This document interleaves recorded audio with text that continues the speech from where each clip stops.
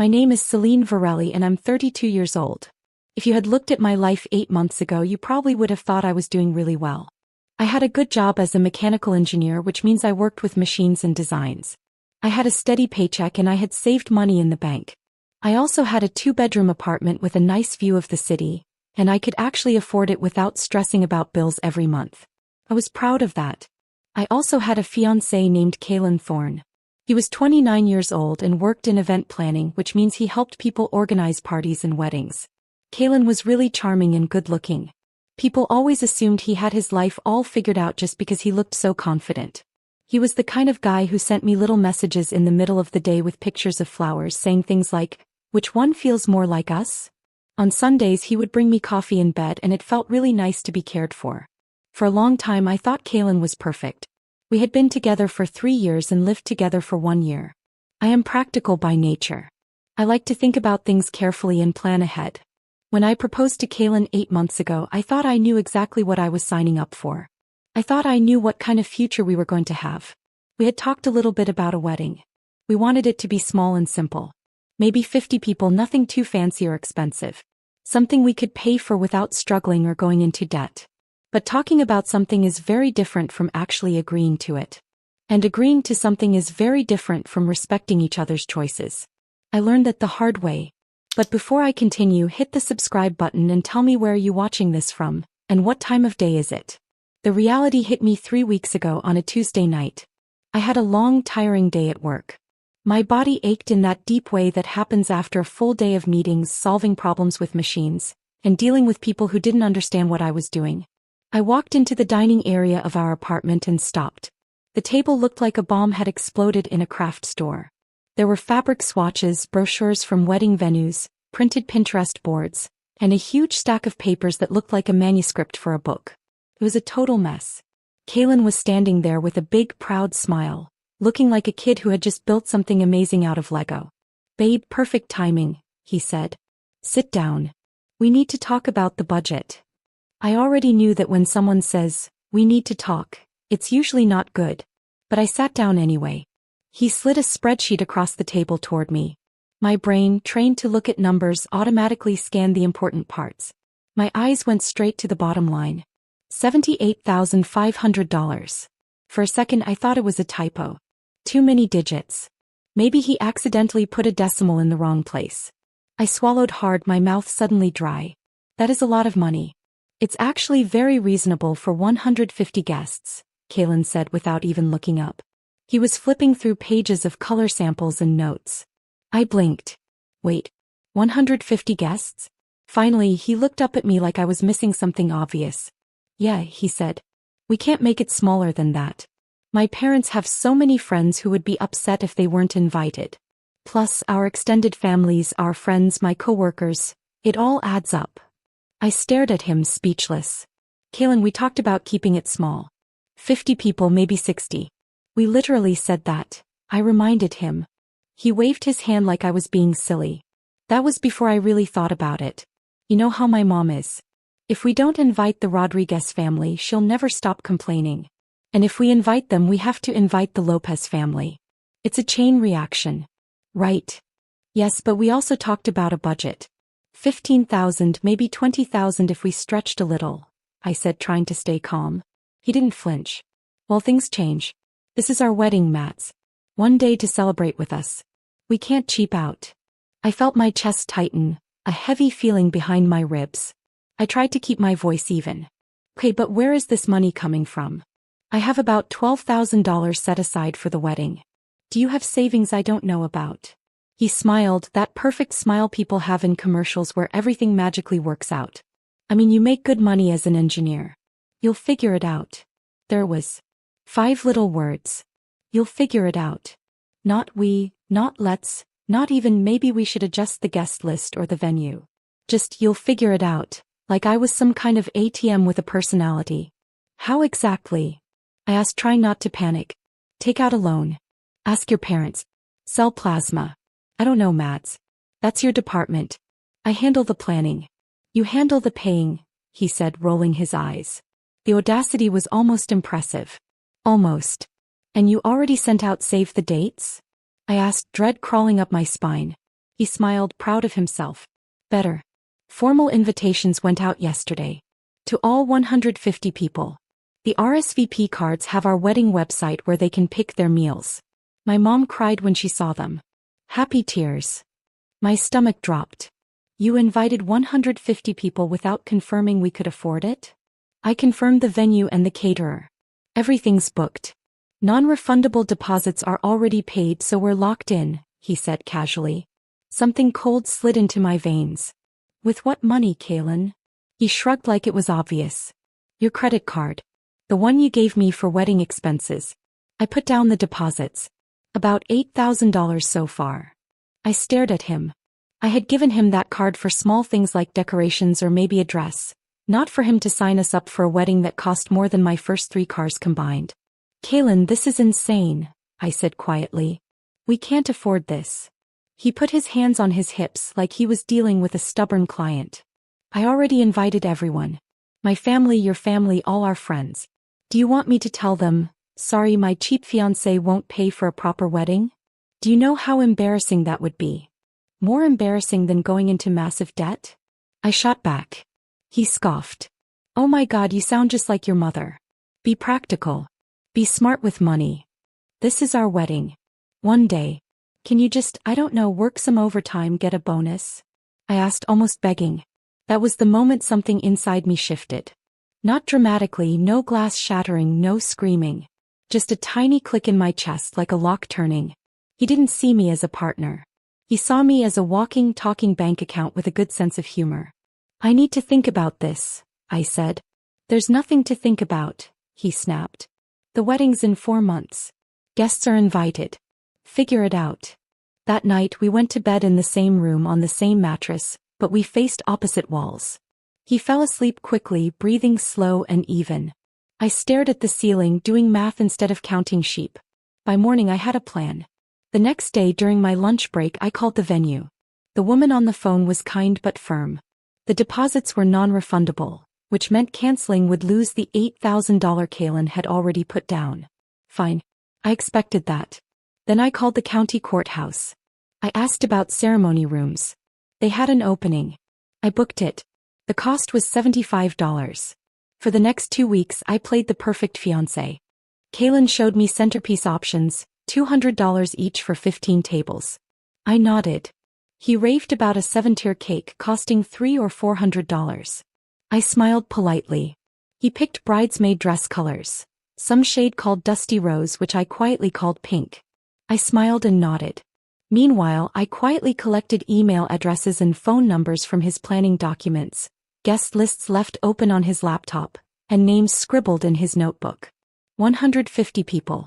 I knew exactly who was coming. At 11 p.m. on a Tuesday, exactly 2 weeks before the wedding, I sat alone at our dining table, the same table where he had slid that spreadsheet toward me like a contract I had no right to edit. I typed out a message. Hi, wedding update. Due to unforeseen circumstances, we're moving the ceremony to the county courthouse at address. Same date, same time, 2 p.m. casual dress. No gifts necessary. The reception will be at Antonio's Pizza afterward. We're buying. Hope you can still make it. I proofread it twice. My finger hovered over the send button for a long 10 seconds. Then I pressed it. All 150 messages went out. I turned off my phone, placed it face down on the table and went to bed. I didn't sleep much that night, but when I closed my eyes, I felt something I hadn't felt since this whole thing started. Control. The next morning I woke up to screaming. Not distant screaming, but right there, slicing through the thin layer of sleep I had managed to get. Celine, what did you do? Kaylin yelled. I blinked at the red digits on the clock. It was 6:42 a.m. He was standing in the bedroom doorway, hair wild, phone clutched in his hand like it had personally betrayed him. His face was red, his eyes wide, his breathing fast. Morning, I said, my voice raspier than I intended. Do not mourn me, he snapped. My mom just called me sobbing. She got a text about a courthouse wedding. What is happening? I pushed myself up on my elbows. We changed venues, I said calmly. The other one was too expensive. He made a strangled sound. You can't just change the venue, Celine. Everyone's invited to the banquet hall. We sent invitations. We have a whole wedding planned. Correction, I said. You invited everyone. You planned a wedding we can't afford. I'm not going into debt for one day. He stared at me like I was speaking a different language. We are not getting married at a courthouse, he said. Well, I said, swinging my legs over the side of the bed, I am not paying $78,000 for a party. His phone buzzed again. He glanced down.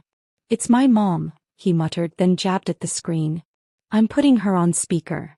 Before I could protest, Isolde's voice filled the room. She was shrill and already at 10. Kaylin, what is this nonsense your aunt just sent me? A courthouse? Are you joking?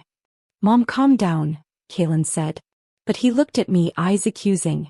Hi, Isolde, I said politely because no one else seemed interested in acknowledging I was there. With respect, I'm not paying $78,000 for a wedding. The courthouse is fine. Anyone who wants to celebrate with us is welcome. There was a beat of silence. Do not respect me, young lady, she hissed. You have embarrassed this entire family. A courthouse? Are you pregnant? Is that it? Is that why you're rushing this and trying to hide? I'm not pregnant, I said flatly. I just have a functioning calculator. Celine, Kaylin, she continued, you knew weddings were expensive. You knew what you were getting into. My daughter, your card. I gave him my card for wedding expenses, I said. I did not agree to $8,000 of non-refundable deposits without my consent. And I definitely didn't agree to a $78,000 event. My daughter's wedding cost more than that, she said like that was a flex. We sacrificed. That's what you do for the people you love. Your husband went into debt, I said. Not me. Send out a correction, she demanded. Tell everyone the courthouse text was a mistake or a joke. The wedding is at the banquet hall. End of discussion. That's not happening, I said. The courthouse is booked. The pizza place is booked. That's the wedding. You're selfish. She broke off like she physically couldn't say what she wanted with Kaylin listening. Kaylin, you fix this. I am not watching my son get married under fluorescent lights like a criminal. Do you understand me? I'll call you back, Mom, Kaylin muttered, snatching his phone off speaker and hanging up without waiting for a reply. For a moment the room was very quiet. The only sound was his angry breathing. It was loud and fast. I could feel the tension pressing down on me. Finally he spoke. You ruined everything, he said. His voice shook with anger. I have been planning this for months. Do you know how much work I put into it? You planned all of this with my money, I said. I didn't even ask him before speaking. You put me into a corner and expected me to just, what? Spend all my savings? Take out loans? Ask my parents to borrow money so you could have a huge cake and a big fancy party? Yes, he shouted. The sound made my ears hurt. That's what you do when you love someone. You make sacrifices for love. Love doesn't mean going broke, Kaylin, I said. If you want a fancy wedding, you pay for it yourself. You don't get to use my money and expect me to figure it out. His jaw tightened and his face turned red. I cannot believe you're doing this to me, he said. To you? I asked. Yes. To me, he snapped. Everyone is talking about this. My friends, my family, my coworkers. Don't you know how silly I look now? You know what's really funny? I said quietly. You never once asked how silly I would look drowning in debt because you spent all our money on something we can't afford. He grabbed his jeans from the chair and yanked them on. I'm going to my parents, he said. When you calm down and realize how crazy this is, we can talk like adults. He slammed the bedroom door and then the front door. The sound made a picture on the wall tilt crookedly. I sat there for a moment listening to the echo of his leaving. My heart was pounding fast. Then I picked up my phone. It felt like opening a floodgate. 73 unread messages, 20 missed calls, and notifications from numbers I didn't even recognize. Kaylin's sister, are you serious with this courthouse thing? Do you know how much money Mom and Dad have already spent? My brother Ronan, hey, are you okay? Mom called. What's happening? Aunt Marie, someone I barely knew. This is so disrespectful after everything Isolde has done for you. Kaylin's cousin, who I had met only twice. Real classy move. Guess Kaylin's marrying a broke control freak. He deserves better. And then my mom's number. Call me now, Celine. I answered Ronan first. He picked up right away. Hey, I said. Thank God, he said. Mom is freaking out. She said there's drama with the wedding, something about a courthouse. Yeah, I said. That tracks. What's actually happening? He asked. I gave him the short version. $78,000, 150 guests, deposits I never agreed to, and the "you'll figure it out" line. There was a long pause. Wow, he finally said. So they just expected you to, what? Magically get $60,000. Apparently, I said. Yeah, no, he said. That's crazy. I've got your back. A knot in my chest loosened a little. Thanks. Mom's going to call you, he warned. Just maybe start with the calm version. I'll try, I said. I called my mom before she could leave a panicked voicemail. She answered right away. Celine Lee Varelli, what is going on? Full name, great, I muttered. Hi, Mom. Deep breaths, she said. Do you want the short story or the long story? Start with 2 minutes, I said. I told her the important parts. The budget, the guest count, the credit card, and the courthouse plan. When I got to the "you'll figure it out" part, she went very quiet. Let me get this straight, she said. He used your credit card to put down $8,000 in deposits you never agreed to, and then told you to somehow come up with the rest? Yes. And his parents called me to accuse me of being controlling and cheap. Absolutely not, she said. You did the right thing. I'll call Isolde back and explain. You don't have to worry. You don't have to? I asked. Oh, I am going to, she said. That woman has been leaving mean comments about expectations since Christmas. I'm done being nice. I closed my eyes and felt her support. Thanks, Mom. Are you okay? She asked softly. Embarrassed, angry, weirdly calm, I admitted. That's called clarity, she said. Call me if you need anything. And for the record, your dad and I are not going into debt for some stranger to post on Instagram about your wedding. I laughed quietly. After I hung up, I spent the next half hour looking at messages. I only answered 2 more. My brother and my best friend Zara, who wrote, Do you want me to bring wine and a baseball bat? I'll take the wine, skip the bat, I said. Everyone else got no reply. Then I called Antonio's Pizza. I reserved the back room for our wedding day. Prepare for maybe 30 people, maybe more, I said. The manager laughed. Courthouse crowd. Something like that, I said. Don't worry, we'll be fine. 3 days passed. Kaylin didn't call or text. I found out through Ronan, who somehow collects gossip without leaving his couch, that Kaylin was staying at his parents' house. Word is, his mom is helping him through this difficult time, Ronan said. I could hear the quotation marks in his voice. Sure, I said. Difficult time equals fiancé refusing to pay for my dream party. On the 4th morning, there was a knock at my door at 7 a.m. I opened it in sweatpants, a messy bun and sleepy eyes. Alaric, Kaylin's father, stood there. He wore fancy clothes like he was about to lecture me. His mouth was a straight line. We need to talk, he said. Good morning to you too, I said. May I come in? He asked. I stepped aside. I didn't want him in my space, but I also didn't want our neighbor listening. He walked into my kitchen and stood there, hands clasped. Coffee? I asked. I want you to fix this, he said. I poured a mug and leaned on the counter. You'll have to be more specific. You are going to contact every single guest, he said. Tell them there was a mix-up. The wedding is at the banquet hall like originally planned. Then you show up with my son and get married like adults. No, I said, my eyebrows up. Excuse me. No, I repeated. The courthouse wedding is still happening. Celine, be reasonable, he said. His voice was the kind older men use when they think they know best. Isolde and I already put down payments. Florist, photographer, DJ. We spent about $6,000. The least you can do is honor the plan. That was your choice, I said. Our choice to give our son a beautiful wedding, he corrected. You clearly can't pay enough, he said. So we stepped up. You can at least show up. I am showing up, I said. At the courthouse with whoever wants to come. His face changed. You are being selfish. This isn't about money. It's about respect. Respect for my son, for our family, for everything we invested. With all due respect, Alaric, I said. Kaylin spent money without asking me. He put $8,000 in deposits on a wedding I never agreed to. Then he told me to find the rest. That is not respect. That is entitlement. He is excited, Alaric snapped. He is in love. People do foolish things when they're happy. Girls dream of their wedding day their whole lives. Great, I said. He can dream, but I won't burn my future for it. He stared at me like he couldn't understand I wasn't giving in. So you'll just let him be embarrassed? He asked. Everyone knows about the courthouse thing. You've made him a joke. I gave a fair update, I said. If people gossip, that's on them. He stepped closer. Last chance, Celine. Fix this or there is no wedding. I met his gaze. Then there is no wedding. He sighed slowly like he was trying not to say something mean. Isolde was right about you, he said quietly. I tried to give you a chance.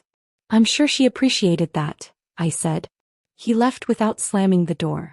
Somehow that felt worse. 2 hours later my phone rang. Kaylin, it said. I stared at the name. I picked it up.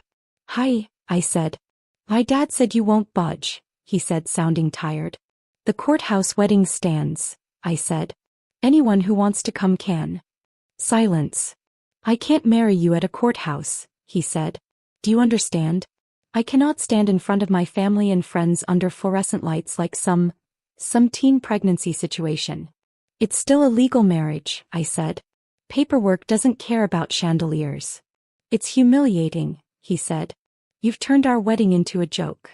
I've turned a $78,000 party into a small, reasonable celebration, I said. Those are not the same.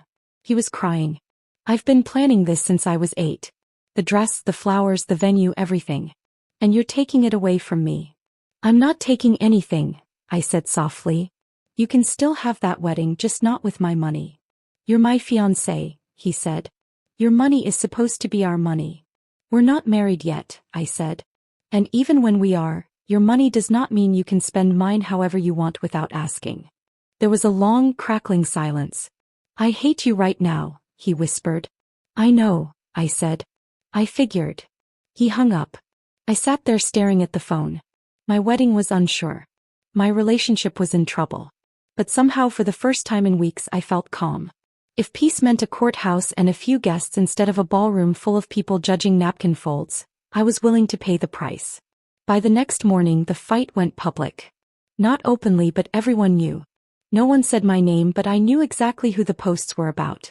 Kaylin's best friend Thessaly started it on Instagram with a black background and white text. When someone shows you who they are, believe them. Protect your peace. Her caption, some people just want control, not love. Lessons learned. The comments were full of hearts and support. Stay strong. You deserve better. Praying for your healing.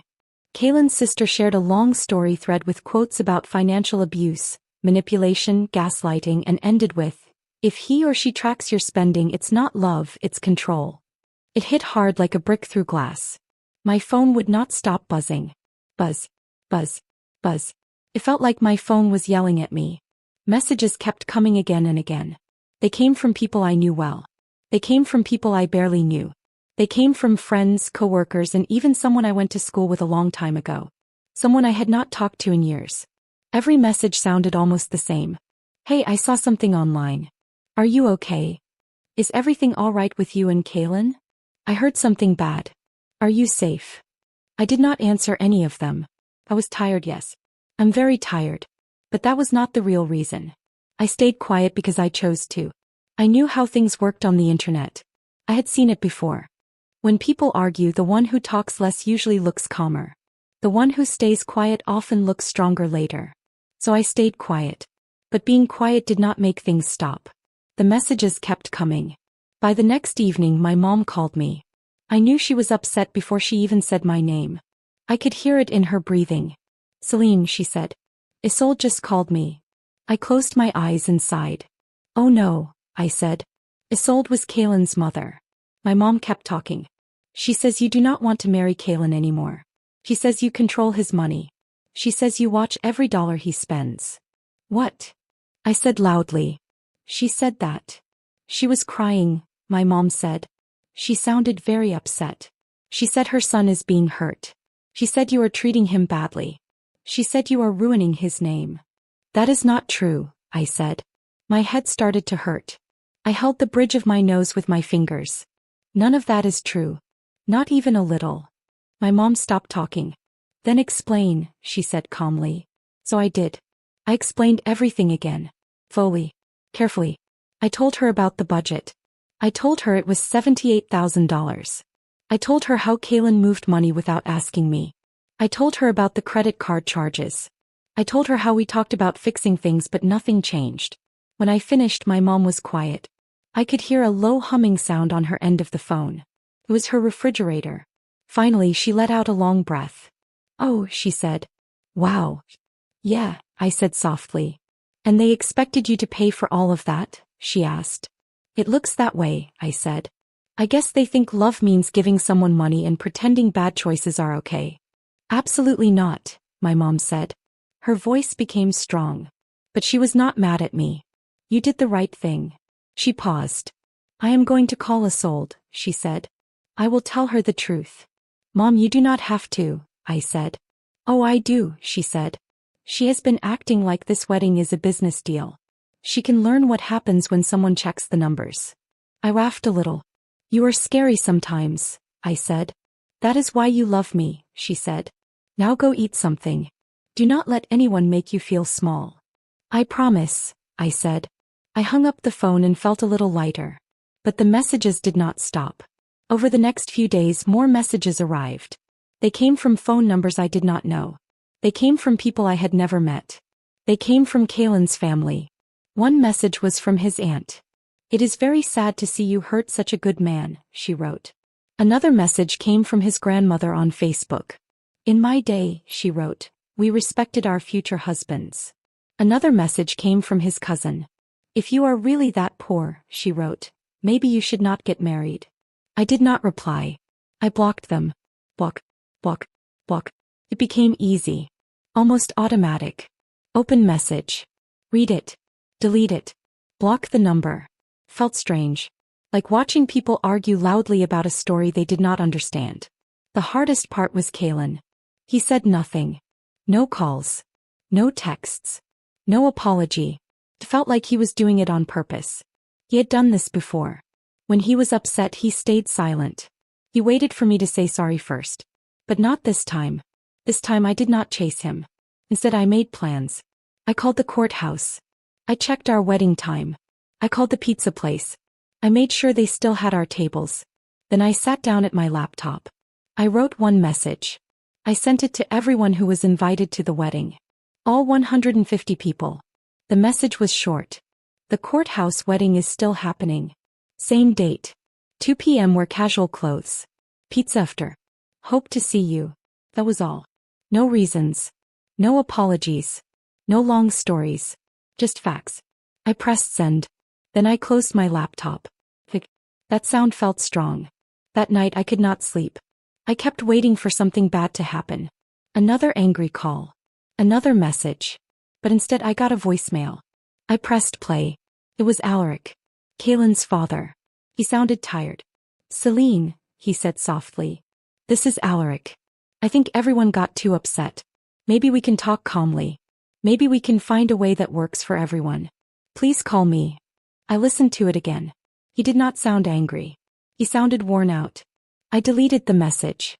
There was no middle way. There was the courthouse. Or nothing. 3 days later, Kaylin finally texted me. It said, I'm keeping the ring. That was all. I stared at my phone for a long time. Then I typed one word. Okay. I sent it. I did not care about the ring anymore. It was shiny. It was expensive. But it meant nothing now. It was just a reminder of everything that went wrong. Too fancy. Too fake. Too much. All I wanted now was peace. 2 days before the wedding, my brother called me. So, he said carefully. Is this really happening? What do you mean? I asked. The courthouse wedding, he said. Are you really going? Yes, I said. Do you think Kaylin will come? He asked. I took a deep breath. I do not know, I said honestly. You are very brave, he said. If it were me, I would disappear. Good idea, I said lightly. But I am going, I said. Even if no one else comes. Why? He asked. Because I need to, I said. I need an ending. That night I could not sleep. I lay in bed and stared at the ceiling. Car lights moved across the walls. My thoughts moved too. I felt angry. I felt sad. I felt tired. But I also felt something else. Relief. If Halen came, maybe we could talk kindly. If he did not, that would tell me the truth. Either way, I would finally know. That thought helped me rest. Not calmly, but with strength. The morning of the wedding felt strange. The sky was gray and quiet. I brushed my hair slowly. My hands shook. I wore a simple white dress. Not big. Not fancy. Just soft and plain. No veil. No flowers. I looked in the mirror. You are not running away, I whispered. You are choosing peace. My reflection stayed quiet. At 1:15 I grabbed my purse and papers. I drove to the courthouse. The lights turned green. When I parked, my heart beat fast. But I stepped out anyway. For a long moment I just sat there. I was sitting very still, not moving at all. My hands were folded in my lap and my heart felt tight, like it was being squeezed. I kept thinking the same question over and over again. Was he coming? Would he really come? Would he open that door, walk inside, and meet me halfway like he promised? Or had he already decided that I was not important enough? Maybe he only wanted to show up when there were bright lights, fancy music, and a big party with lots of people watching. I did not know the answer. My head was full of worries, but my feet still carried me forward. Even though I was scared, I went inside anyway. The ceremony room was very small. It was not pretty or fancy at all. There were only 2 rows of wooden benches. They were old and simple with scratches on them. There was a small podium at the front of the room and an American flag stood in the corner. The lights above us were bright and white. They made a soft buzzing sound like angry bees. It was not romantic. It was not special. It was exactly the kind of place Halen said he did not want. He always said he wanted something big and shiny. But there were people there. Not 150 people. Not even 50 people. But there were enough. Enough to remind me that I was not alone. My parents were there. They sat close together holding hands. My brother and my sister-in-law were there too. 2 of my coworkers were there. They were the ones who had texted me earlier and said, "We're with you no matter what." They smiled at me when they saw me. My old college roommate was there too. She did not say much. She just smiled, hugged me, and whispered, "You're doing the right thing." There were 15 people in total. Only 15. It felt small but also somehow free. I did not feel trapped. I felt seen. Then the courthouse clerk came out from a small door next to the room. She had a kind face and gentle eyes. She smiled politely at me and said, "Ms. Varelli, we're ready for you." I nodded. My hands were shaking a little as I held the paperwork. I took a breath and asked, "Is the groom here yet?" She looked past me toward the door. The space near the door was empty. No footsteps. No movement. She shook her head gently. "Not yet," she said. "Maybe he's running late," my mom said softly. She put her hand on my shoulder. Her touch was warm and steady. "Let's give it a few minutes." So we waited. The clock on the wall ticked loudly. Every second felt slow. At 2:05 I looked at the door. Still nothing. At 2:10 I tried to stay calm. At 2:15 my chest started to hurt. Every tick of the clock felt heavier than the last one. Felt like time was stretching just to make me wait longer. The clerk came out again. This time she looked unsure. Her voice was soft. "I'm sorry," she said. "We have another appointment at 2:30. Do you want to wait or?" I looked at the door one last time. It was still empty. No Halen. No message. No sign that he was coming. "He's not coming," I said quietly. The room went silent. Then I heard soft murmurs. My dad let out a long breath. He muttered something under his breath about Halen needing a reality check. My mom squeezed my hand. The clerk looked at me with sympathy. "Would you like to reschedule?" she asked. I smiled. It was a small smile. A tired smile. But it was real. "No," I said. "We're good." And that was it. 15 people stood with me in that quiet room while I signed one single piece of paper. It was the cancellation form. Not a marriage paper. Just a paper that said it was over. After we finished, my mom looped her arm through mine. "Let's go eat," she said softly. So we left the courthouse and drove to Antonio's. As soon as we walked in, the smell of baked dough and oregano filled the air. It smelled warm and comforting. The manager was very kind. He had set up the back room for us. The chairs did not match. The plates were paper. There were pitchers of lemonade on the table. It was not elegant. It was not glamorous. But it was real. We ordered too much pizza. Way too much. My brother tried to make jokes to help everyone feel better. At least you saved 78 grand, he said with a weak grin. I laughed. It sounded shaky, but it was still a laugh. Halfway through my second slice of pizza, my phone buzzed on the table. It was an unknown number. I almost ignored it.